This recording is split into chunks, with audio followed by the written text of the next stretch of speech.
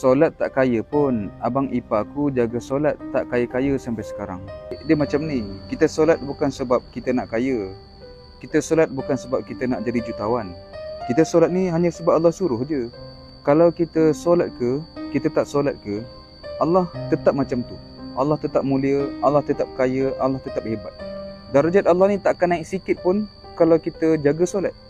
Dan Allah pun takkan terjejas kerajaan dia kalau kita tinggalkan solat. Faedah solat ni dia balik pada kita. Dan kalau kita tinggalkan solat, kita akan terima kesan-kesan buruk dia. Kita ni kalau hidup semata-mata untuk dunia, hidup kita ni sempit. Sebab berapa lama je kita boleh hidup kat dunia ni?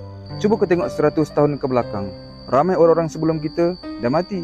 Kau rasa 100 tahun ke depan engkau ada lagi ke kat sini? Kau pun tak ada, adik.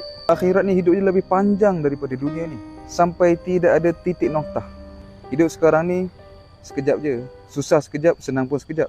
Lepas mati itu yang sebenarnya. Sekarang ni time untuk Allah uji. Kenapa rasa berat nak solat? Sebab Allah uji hati kita. Siapa yang sanggup jaga solat dia, tekan nafsu dia semata-mata untuk taat kepada Allah, itulah orang yang berjaya. Tapi tak ramai orang macam tu. Mulai hari ni, dek, kau jangan solat untuk kaya. Kau pasti akan kecewa. Sebab bukan fungsi solat untuk kayakan kau. Tapi solat ni untuk kau taat Allah saja. Betulkan niat.